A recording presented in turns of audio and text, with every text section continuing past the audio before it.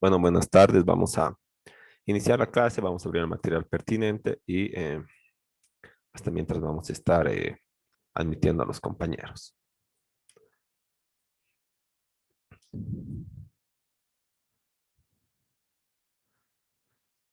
Buenas tardes, vamos a comenzar con la clase de hoy, 4 de mayo, ¿no? Vamos a estar admitiendo hasta mientras a todos los compañeros que se estén conectando. No se olviden poner su nombre en el chat grupal, ¿no? A efecto de contabilizar como siempre la asistencia y hasta mientras vamos a estar abriendo el material pertinente, ¿no? Acá está. Estamos con esto más,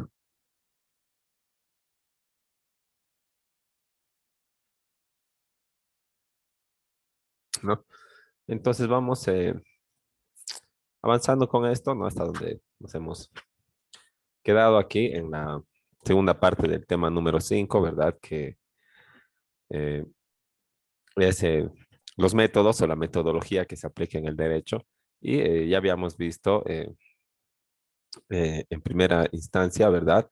El método de la lógica, del silogismo aplicado al derecho, ¿no? Y ahora vamos a ir revisando lo que señala eh, la, la teoría o la escuela de la exégesis, ¿no? Como se llama, ¿no? Entonces, vamos a ir revisando y vamos a bueno, establecer primero que la exégesis es, en términos generales, ¿verdad? O entendida de manera, no aplicada al derecho, porque no ha surgido no es una idea o un concepto que haya surgido a partir del derecho de la práctica jurídica, sino más bien una, es una técnica que utiliza la hermenéutica para interpretar los textos, no siempre jurídicos, ¿no? Al principio eran los textos bíblicos, ¿no? Entonces, desde ahí nace esta,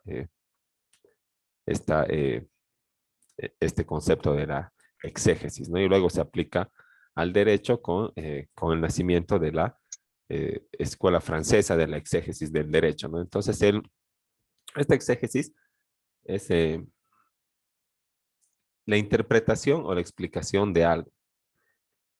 Y este algo es un texto, una obra, puede ser de un autor o un texto concreto, como por ejemplo, en el caso del derecho sería un texto normativo, ¿verdad? Pero al principio, ¿no? En la formación de la exégesis o de este movimiento, ¿verdad? No se trataba de los textos jurídicos ni de las normas establecidas, sino que se hablaba de los textos bíblicos, ¿no? Entonces, podemos señalar que en términos generales la exégesis se entiende como la interpretación o la explicación de la Biblia, pero al pie de la letra, ¿verdad? Cayendo, digamos, rozando el límite de la paráfrasis, ¿no? Paráfrasis o parafrasear es cuando tú dices lo que dice alguien, ¿verdad? Por ejemplo, en la ley dice que si matas vas a ir a la cárcel. No dicen esas palabras que lo estás diciendo, pero es verdad, ¿no? Dice eso, ¿no? Pero no en las mismas palabras. Eso es parafrasear, ¿verdad? Porque utilizar con puntos y comas las mismas palabras se llama citar, ¿no? Entonces, así funciona la exégesis, ¿verdad? Es al límite de la paráfrasis, dicen. Entonces, esta exégesis, ¿verdad? Lo que hace es interpretar o explicar la Biblia y, bueno, por extensión solemne se extiende al derecho, ¿no? Como ya les había estado comentando, y es la aplicación seria y formal de los principios y de las reglas de la hermenéutica para llegar a una interpretación concreta del texto bíblico, ¿no? Eh, Cuando hablamos de exégesis, no podemos dejar de hablar de hermenéutica, ¿verdad? Pero la hermenéutica es como el, es como es como la ciencia general, ¿verdad? Y la exégesis es solamente una técnica, ¿verdad? La hermenéutica es el arte de interpretar y entender los textos.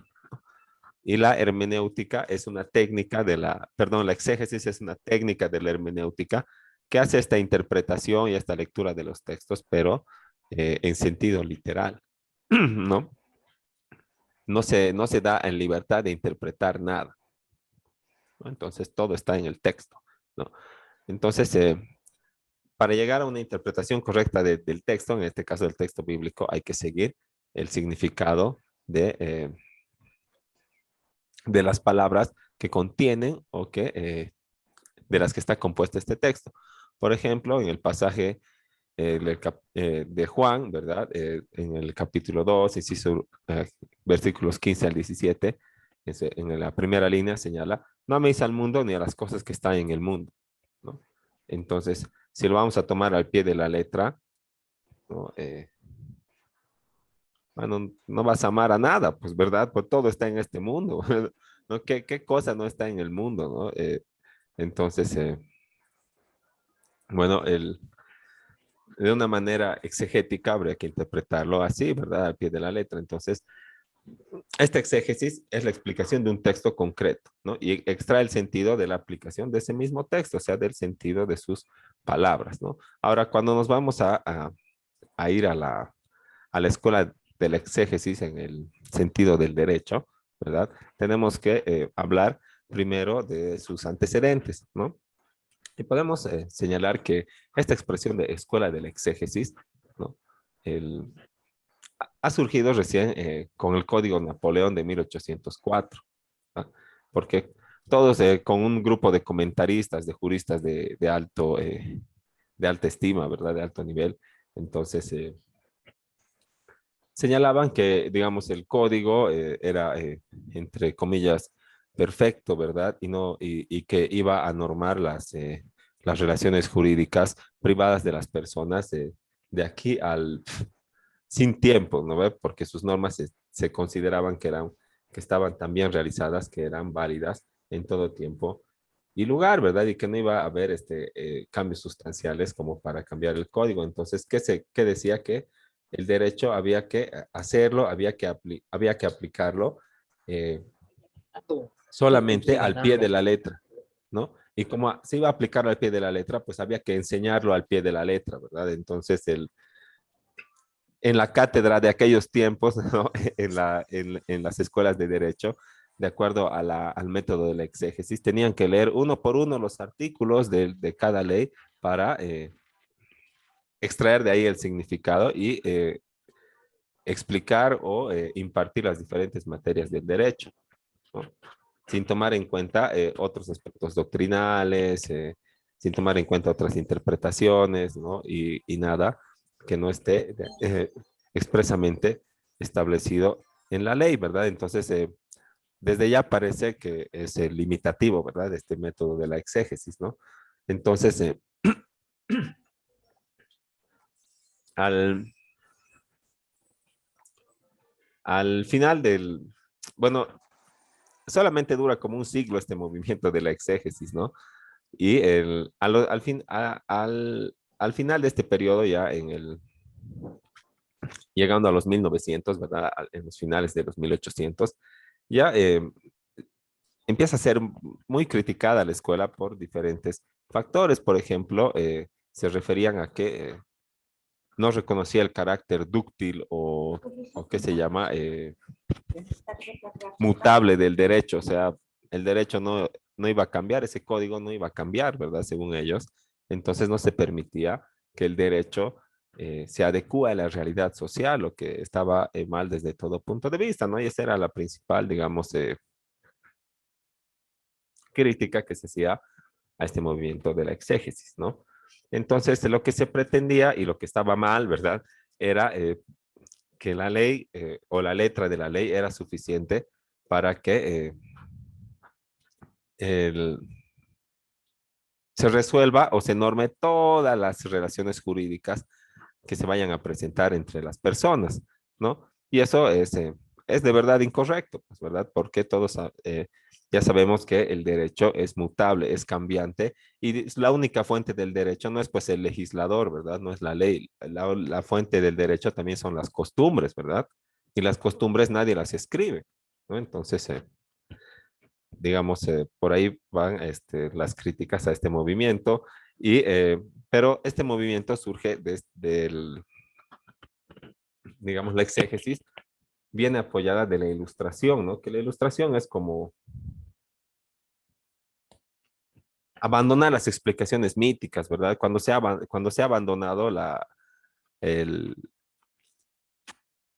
el conocimiento que provenía de las divinidades, ¿no? Como decir, ya llueve porque el dios de la lluvia hace llover, ¿verdad? Y si queremos que llueva, entonces hay que portarnos bien y hay que sacrificar una cabra cada vez que veas nubes para que llueva. Entonces, de ahí se ha cambiado, ¿verdad? Ha evolucionado el conocimiento hasta llegar al conocimiento científico, ¿no?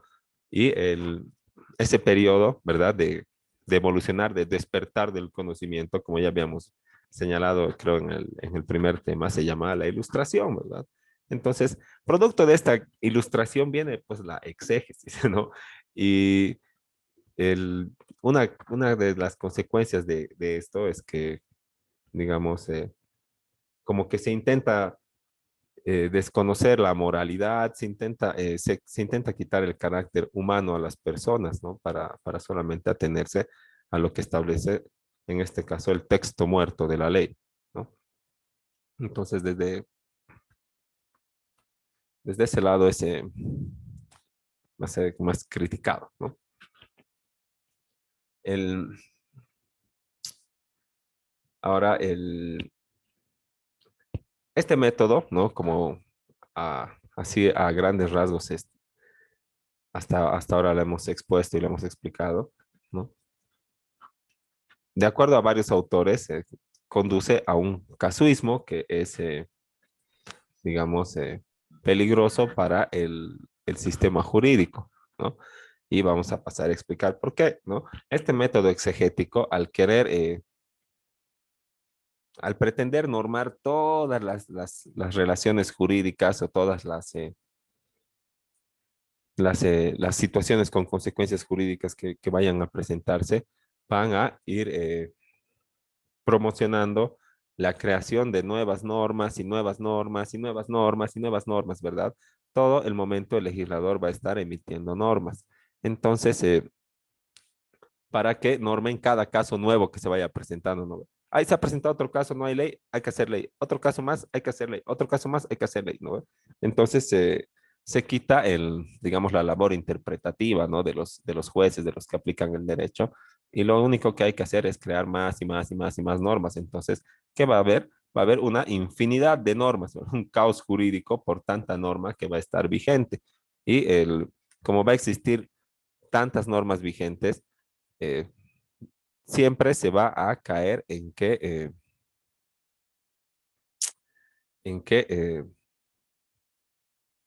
estas normas, por su gran cantidad, lleguen a ser contradictorias, ¿verdad? Porque en la realidad, ahora, ¿verdad? En la aplicación de nuestro sistema jurídico, con la validez de los principios, los derechos, el neoconstitucionalismo y todo eso, ¿no? ¿Qué hace el juez? Interpreta, ¿verdad?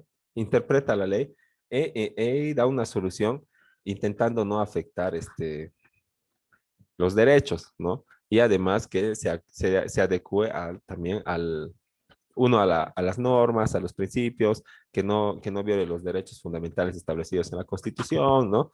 Entonces, puede ser que en un caso el juez, mediante la interpretación, resuelva y le dé la razón al demandante. Pero en otro caso, más o menos similar, pero con algunas características especiales, entonces le dé la razón al demandado, ¿no? Y si tendríamos que basarnos en puras leyes para resolver eso, estaríamos hablando de dos leyes contradictorias que resuelven casos análogos o similares, ¿no? Por ejemplo, ¿qué pasa en un, eh, en un caso en el que se ven envueltos el derecho a la intimidad y el derecho a la libre expresión, como es un clásico, ¿no? De las reclamaciones, ¿no? Entonces, en algunos casos, con algunas circunstancias, ¿verdad? Especiales, pues tendrá que prevalecer el derecho a la intimidad, ¿no? Y en algunos otros casos con características también especiales, pero la generalidad son similares, ¿no? Porque son los dos mismos derechos que se enfrentan, ¿no? Entonces, en otros casos, con otras características, como les decía, va a prevalecer tal vez el derecho a la libre expresión, ¿no? Entonces, si tendríamos que basarnos en la exégesis y solicitar al legislador una norma para cada uno de estos casos, entonces caeríamos en estas contradicciones normativas, ¿no? Y existiría un caos jurídico por la existencia de contradicciones y por la gran cantidad de normas que ni los jueces, ni los abogados, ni las escuelas de derecho, ninguno podría abarcar toda la cantidad de normas y de diferentes eh, casos y materias que atiende el derecho, ¿no? O que tendría que atender nuestro sistema jurídico. Así que caeríamos en una anarquía jurídica, pues porque no sabrías ni qué es permitido ni qué no es permitido y si tiene consecuencia o cuál es la consecuencia, ¿no? Y no habría también eficiencia de las autoridades porque eh, no habría, no habría eficiencia de las autoridades que aplican el derecho o de los jueces, porque, bueno, ¿qué juez se va a saber todas las leyes, no? No sabrían qué norma aplicar, qué ley antes de cuál ley, ¿verdad? Porque una parte va a tener su argumento de derecho, su fundamento de derecho, y la otra parte va a tener su fundamento de derecho, igualmente sobre una ley, pero contradictoria, ¿verdad? Entonces, ¿qué vamos a hacer? ¿Qué van a hacer los jueces? Sí, alguien ha levantado la mano, si tiene alguna duda.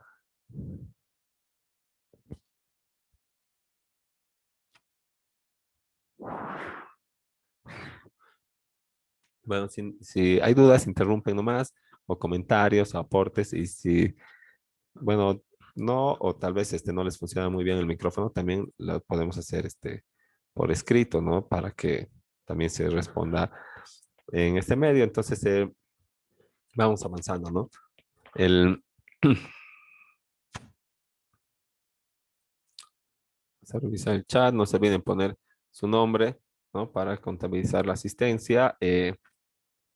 Vamos aquí, ¿no? En el casuismo, ¿no? Dictar normas para cada caso. Eso sería el casuismo. Y eso llevaría, como hemos dicho, a la anarquía jurídica, ¿verdad? Al caos jurídico de nuestro sistema, porque el, no se puede atender, no se puede conocer y no se puede perseguir a los infractores de tanta pluralidad de normas. No, eso pasaba en derecho tributario antes en la década de los 80 y hacia atrás, porque ahora, bueno, como vamos a ver en derecho tributario en tercer semestre, existen solamente 7 impuestos, ¿no? De carácter nacional y, bueno, también están los municipales, ¿no? Pero son pocos impuestos, ¿verdad? Pero esos pocos impuestos graban todas las actividades económicas y todas las demostraciones de riqueza, o sea, de capacidad de pago, ¿no? La Constitución dice que todos tenemos deber de aportar, pero de acuerdo a nuestra capacidad contributiva, ¿no? Entonces, esos pocos impuestos graban todo. Pero antes de que venga esa ley que se llama, que es la 843 del Sistema Tributario Nacional, eh, existía otra ley eh, que junto con esta, ¿verdad? Incorporados a esta ley, existían más de 100 impuestos. Y como existían tantos impuestos, entonces el contribuyente, la gente, no sabía en qué régimen inscribirse, no sabía qué impuesto iba a pagar, no sabía en qué periodo tenía que pagar cuál impuesto, ¿verdad? A fin de mes, cada 2 meses, cada 3 meses, a fin de año, ¿no? Y como no sabía ni qué pagar, ni en qué formulario pagar, ni en qué periodo pagar, entonces pues no pagaba. Se inscribía y no pagaba, ¿no? Y por otro lado, la administración tributaria, o sea, impuestos nacionales, no sabían ni qué fiscalizar porque no los funcionarios no le alcanzaban, además no estaba todo tan informatizado, ¿no? Entonces no sabían qué impuesto iban a fiscalizar, a qué contribuyentes iban a fiscalizar, qué clase de infracción, ¿no? Entonces, y unos no pagaban y los otros no podían controlar y no había recaudación, ¿no? Y era lo contrario lo que quería realizar el Estado. El Estado tenía una mentalidad errada porque decía, mientras más impuestos, más recaudación. pero aplicar esa mentalidad ha dado el resultado completamente contrario, ¿verdad? Porque a más impuestos, menos eficiencia administrativa, pues. Y a menos eficiencia administrativa, ¿quién va a pagar? ¿No? ¿Quién va a pagar entradas si no está ahí controlándote el policía en el estado? ¿Ve? Entonces, han tenido que cambiar el sistema tributario y han hecho pocos impuestos que graben todas las actividades económicas y las demostraciones de la capacidad contributiva. Y es así que ahora existe este sistema tributario que está vigente, ¿no? Y eso como un ejemplo de lo que puede pasar cuando se cae en una aplicación del casuismo, ¿no? Ahora, vamos a ver cuáles son los postulados de esta, o las características generales también de lo que es esta escuela del exégesis, ¿no? Y primero lo que vamos a hacer es comparar con de manera muy breve, con la escuela histórica de los métodos dogmáticos, ¿no? Ambos son de la misma época, pero como ya habíamos visto en lo que va de la clase, ¿verdad? La escuela del exégesis, ¿no? Bueno, se gesta en Francia después de la publicación del Código Napoleónico y lo que quiere es implementar la interpretación de la ley por el texto de esta ley, o sea, por las palabras y las proposiciones, ¿verdad? Que son los instrumentos que sirven para traducir lo que quería el legislador, ¿verdad? Entonces, esto nos deriva o nos hace deducir de que si no existe ley en ese momento, ¿qué hay que hacer? Hay que ir al legislador, pues, ¿no ve? Hay que ir a decirle, oye, necesitamos una ley para este caso. Entonces, pero ahí entramos en una pequeña contradicción otra vez, ¿verdad? Porque el juez no puede esperar a que salga una ley, ¿no ve? Porque la ley rige para lo venidero y no rige hacia atrás. La ley rige para el futuro y no para el pasado, ¿no? Entonces, a menos que en la ley se establezca lo mismo, ¿no? El efecto retroactivo. Y algunas cosas sí hay efectos retroactivos, o sea, la ley rige hacia atrás.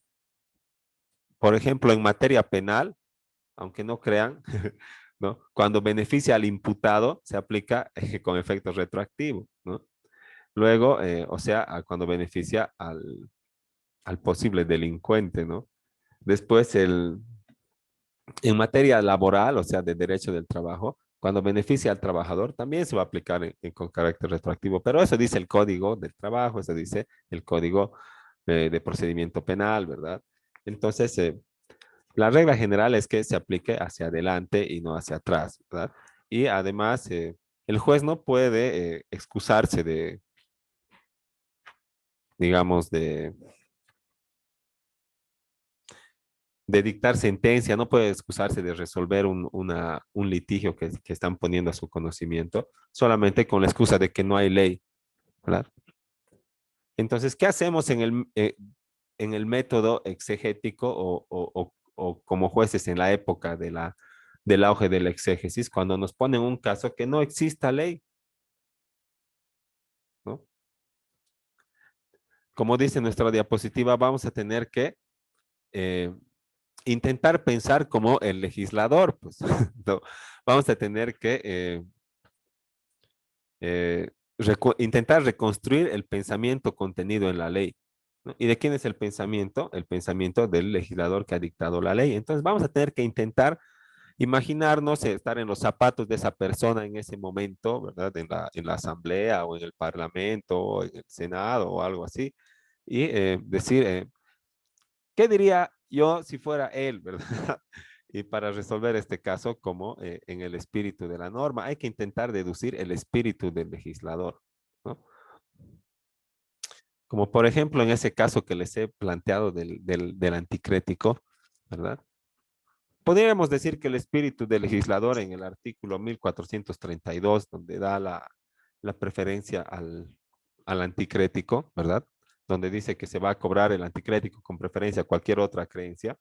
Podríamos decir que el espíritu del legislador era proteger el derecho a la vivienda del anticrecista, que se supone que no tiene casa y que ese monto de dinero que es elevado es lo único que tiene para poder asegurar para él y su familia el derecho de la vivienda, que está consagrado en la Constitución Política del Estado, ¿no? Podríamos pensar de esa manera, pero es difícil reconstruir, o es casi imposible o imposible reconstruir el pensamiento de una persona que no somos nosotros y no estamos en la misma época, ¿verdad? Porque la ley no se ha hecho ayer, no se ha hecho anteayer, ¿no? Entonces tendríamos que primero ponernos en contexto, ¿no? Y después de ponernos en contexto, ponernos en los zapatos de la otra persona y pensar, mm, ¿qué habría dicho el legislador, verdad? ¿Qué piensa el legislador cuando dicta esta norma? Y eso es muy difícil, ¿no? Desde el punto de vista de la tarea del legislador, le dificulta le limita en la interpretación y le dificulta la resolución de los casos, de los litigios.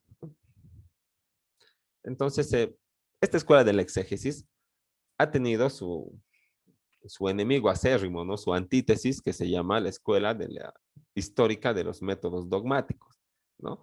Y esta escuela histórica de los métodos dogmáticos, ¿no? Eh, sostenía que, a diferencia de la escuela del exégesis, que la historia, como evolución de la vida del pueblo, es la principal fuente del derecho. Entonces, la historia se norma a sí misma, ¿no? Los eventos que surgen de la historia, ¿no? Este, eh, originan la necesidad de que sean normados, como por ejemplo, primero era nómada la gente, ¿verdad? Nadie tenía una casa, nadie tenía un lote, todos vivían caminando, cazando y recolectando lo que se podía, ¿no? Y después se han asentado y alguien ha tenido la idea de ponerle 4 piedras, ¿verdad? A donde estaban sus cosas y decir, ya, esto es de mí. Y el otro se ha copiado y ha dicho, ya, pues esto es de mí, ¿no ve? Y el otro ha venido y les ha querido quitar a los dos diciendo, no, esto va a ser de mí. Entonces, ¿qué ha pasado? Ese momento histórico, esa parte de la evolución, ha requerido por sí misma una normativa, ¿verdad? El derecho de propiedad, algo que proteja ese derecho de propiedad, ¿no? Entonces, no puede ser estático, ¿verdad? El derecho con él. Eh, eh, como, como establece el exégesis, ¿verdad? Que solamente tenemos que recurrir al derecho que ya está, ¿no?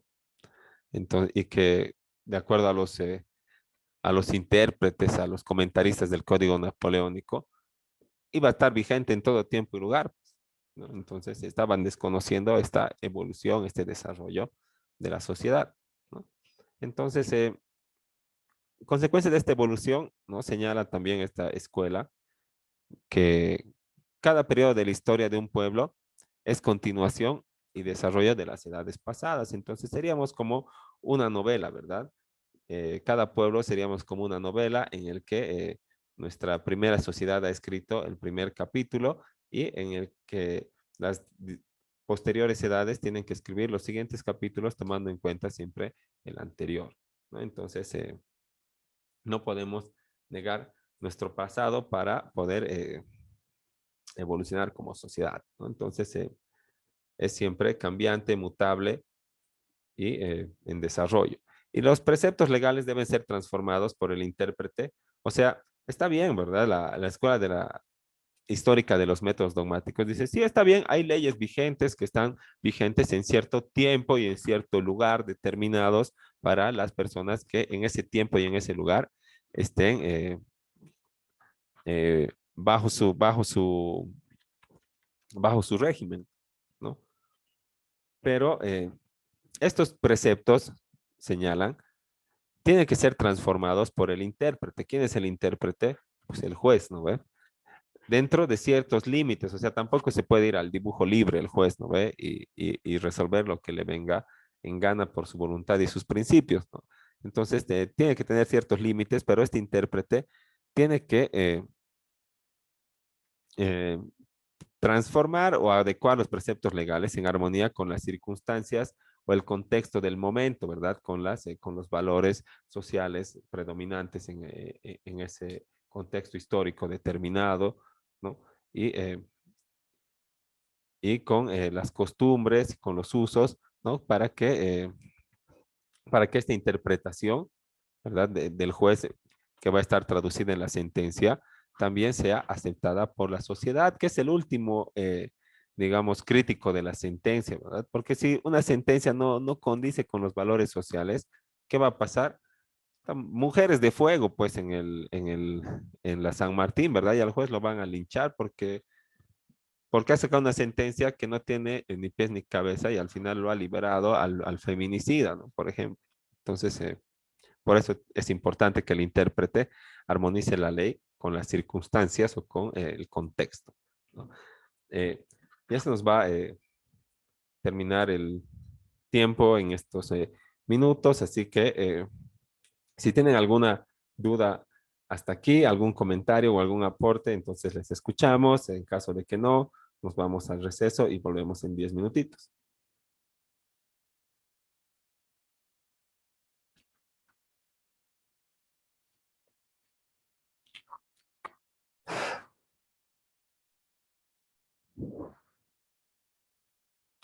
Bueno, entonces, si no hay comentarios ni preguntas, Dice, ¿sí?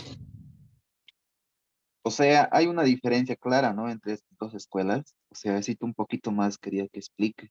Claro, los exégetas o los del método de la exégesis eh, no aceptan que el derecho sea dúctil, ¿no ve? No aceptan que sea cambiante o que sea mutable, ¿no? Sino que dicen que, bueno, los intérpretes del código napoleónico decían que hay que aplicar ese código, ¿verdad? Y hay que estudiar el derecho a partir del código y hay que resolver los problemas de la gente solamente por lo que dice la letra muerta de la ley, o sea, hay que interpretar la norma de acuerdo al texto de la norma, nada más, ¿no? Y no hay que, y hay que desprenderse de toda otra interpretación, ¿no? Entonces, el, esto le quita la moral al derecho, ¿verdad? Y además hace que la labor del juez sea limitada. El juez lo único que sería es solamente un parlante de la ley, ¿verdad? ¿Qué va a hacer? Va a repetir en voz alta lo que dice la ley. No va a poder interpretar, ¿no? No va a poder adecuarlo a al desarrollo, a la evolución social, a los valores predominantes, ¿no? Pero esta otra escuela histórica de los métodos dice que sí existen leyes, ¿verdad?, que están vigentes en cierto tiempo y lugar, pero estas leyes y el sistema jurídico y todo lo que tiene que ver con el derecho evoluciona de acuerdo a la sociedad y no es el legislador el que norma la sociedad, sino es la misma evolución de la sociedad la que se norma a sí misma, como en el ejemplo que les había dado del derecho de propiedad, ¿no? Entonces, lo que el legislador hace es poner en el derecho positivo eh, o armonizar el derecho positivo con el contexto y con los valores predominantes eh, de la sociedad que está bajo el imperio de esa ley, ¿no? Entonces son diferentes, como dices.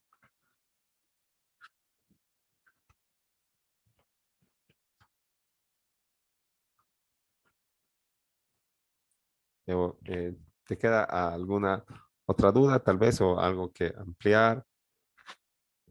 ¿O hay otra No, pregunta? Luis, no. O sea, en la actualidad estamos aplicando En este la actualidad método del... no aplicamos el método del exégesis, ni tampoco aplicamos la escuela histórica de los métodos dogmáticos, porque también es positivista, ¿verdad?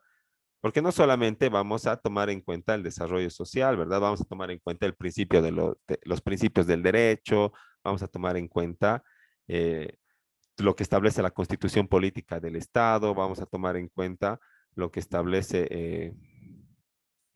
eh, por ejemplo, vamos a tomar en cuenta la moral, ¿verdad? Vamos a aspirar al principio de justicia, ¿no? Entonces, vamos a ir más allá del derecho positivo, ¿verdad? Estas escuelas son positivistas, ¿no?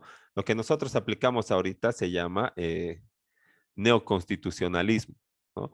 Y les voy a mostrar una sentencia constitucional que dice que ya no hay que ser positivistas y hay que ser neoconstitucionalistas, ¿no? Pero eso al volver del receso porque no lo había tenido a mano y ya se nos va a acabar el tiempo, ¿no? Está Lo bien, que, Lice. lo que nosotros aplicamos ahora es neoconstitucionalismo, así se llama, y lo pueden buscar en internet también, ¿no? Y es como naturalismo nada más, pues solamente que un poco más, más formal, más desarrollado, ¿no? Entonces nos vemos en 5 o 10 minutitos después del receso. Hasta luego. Luego, Lice.